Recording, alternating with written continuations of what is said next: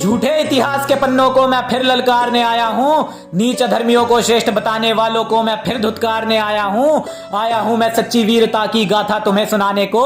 मैं आया हूँ वीर अभिमन्यु का अंतिम युद्ध बताने को। लाख प्रयत्न करने पर भी कुरुओं से युधिष्ठिर बंदी ना बन पाए थे। इसी चिंता से भ्राता दुर्योधन द्रोण समक्ष रोआं से होकर आए थे। द्रोण कहे सुनो दुर्योधन, मैं सदा प्रिय तुम्हारा चाहता हूँ, पर सब्यसाची के रहते धर्मराज को बंदी बना नहीं पाता हूँ। कृष्णार्जुन रण में वीरभद्र से विध्वंसक युद्ध किया करते हैं, और जिसकी रक्षा स्वयं पार्थ करे उसे देव दैत्य गंधर्व भी बंदी बना नहीं सकते हैं।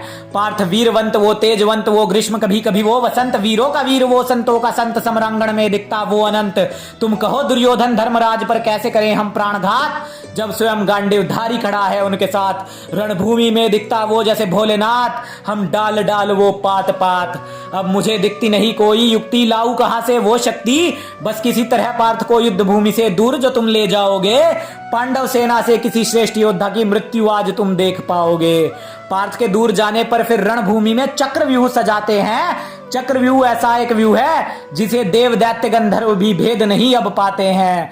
योजनाबद्ध तरीके से सामशप्तकों ने जिष्णु को दक्षिण दिशा में रण हेतु ललकारा था।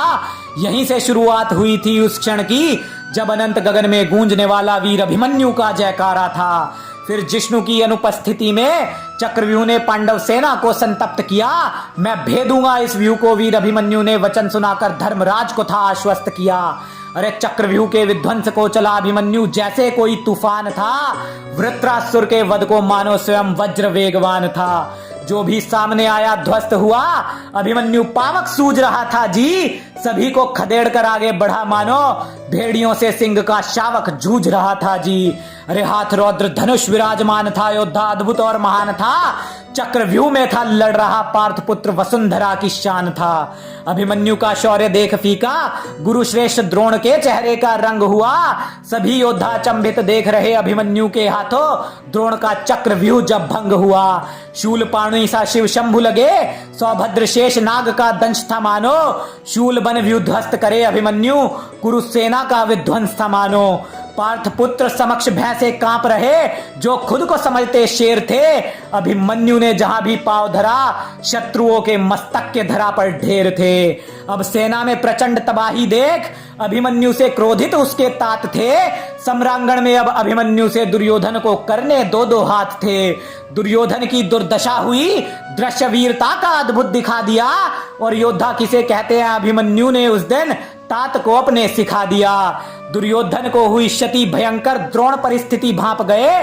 बड़े बड़े योद्धा वीर सौभद्र को रण में देख सिर से पांव तक थे कांप गए। द्रोण कृपा अश्वत्थामा वृषसेन कर्ण कृतवर्मा सभी ने पार्थ पुत्र को घेर लिया।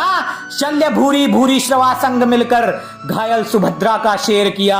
अरे तेज देख अभिमन्यु का रण में कण कण में भैरव राग चला, और दुर्योधन को अभिमन्यु से छुड़वाकर हर कुरु सैनिक रण छोड़कर भाग चला।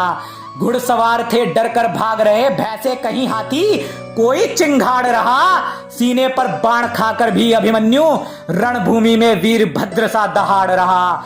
वीर अश्मक कुमार ने फिर रण में अभिमन्यु को ललकारा था। अभिमन्यु के 10 बाणों ने रथ ध्वस्त किया, और अश्मक पुत्र का शीश भी धड़ से उतारा था।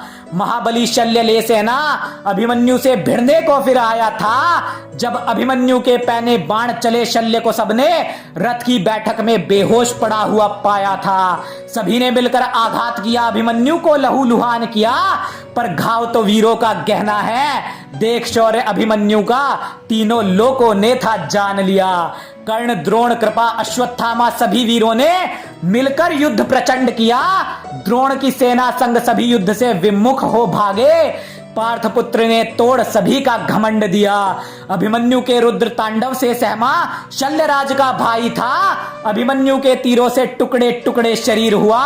शल्यराज का भाई भी धराशायी था। चीख पुकार रही सेनाएं, बड़े बड़े योद्धा तक थर्राए थे।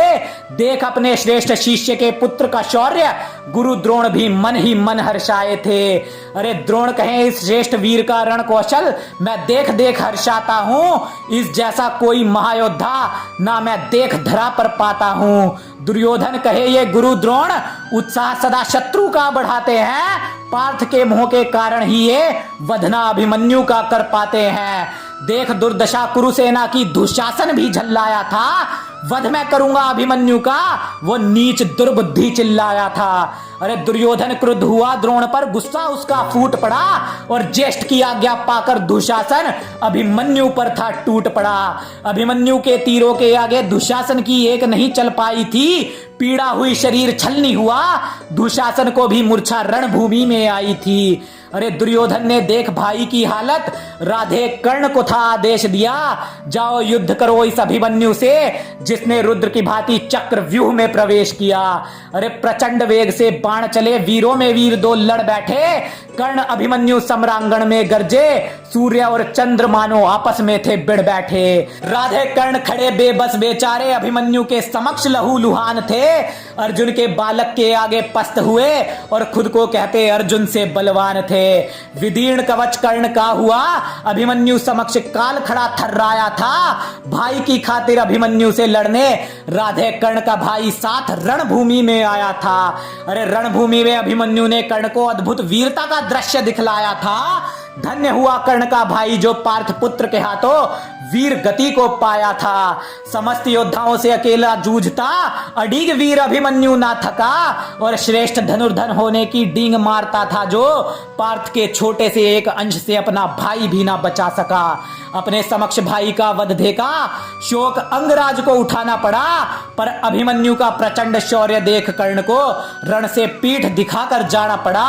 पर अभिमन्यु का प्रचंड शौर्य देख कर्ण को रण से पीठ दिखाकर जाना पड़ा।